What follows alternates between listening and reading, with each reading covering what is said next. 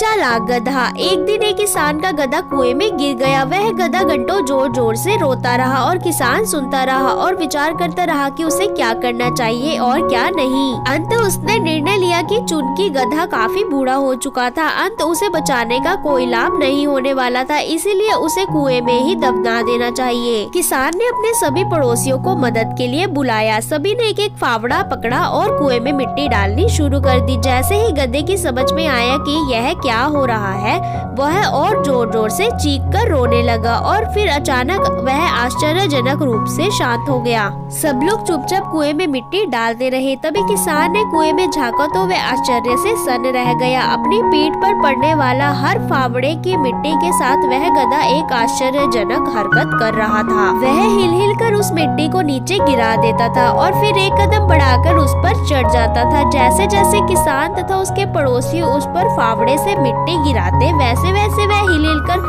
उस मिट्टी को गिरा देता और ऊपर चढ़ जाता। जल्दी ही सबको आश्चर्यचकित करते हुए वह गधा कुएं के किनारे पर पहुंच गया और फिर कूदकर बाहर आ गया। ध्यान रखो, तुम्हारे जीवन में भी तुम पर बहुत तरह की मिट्टी फेंकी जाएंगी, बहुत तरह की गंदगी तुम पर गिरेगी, जैसे कि तुम्हें आगे बढ़ने से रोकने के लिए कोई बेकरार हो, कोई बेकार में ही तुम्हारी आलोचना करेगा, कोई तुम्हारी सफलता से ईर्ष्या के कारण तुम्हें बेकार में ही भला बुरा कहेगा, कोई तुमसे आगे निकलने के लिए ऐसे रास्ते अपनाता हुआ दिखेगा जो तुम्हारे आदर्शों के विरुद्ध होंगे। ऐसे में तुम्हें हतोत्साहित होकर कुएं में ही नहीं पड़े रहना है, बल्कि साहस के साथ हिल हिल कर हर तरह की गंदगी को गिरा देना है और उससे सीख लेकर उसे सीढ़ी बनाकर बिना अपने आदर्शों का त्याग किए अपने कदमों को आगे बढ़ाते जाना है। दोस्तों, अगर इस कहानी से आपको थोड़ी भी सीख मिली हो तो वीडियो को लाइक करके चैनल को सब्सक्राइब कर देना और कमेंट में अपनी राय जरूर बताना।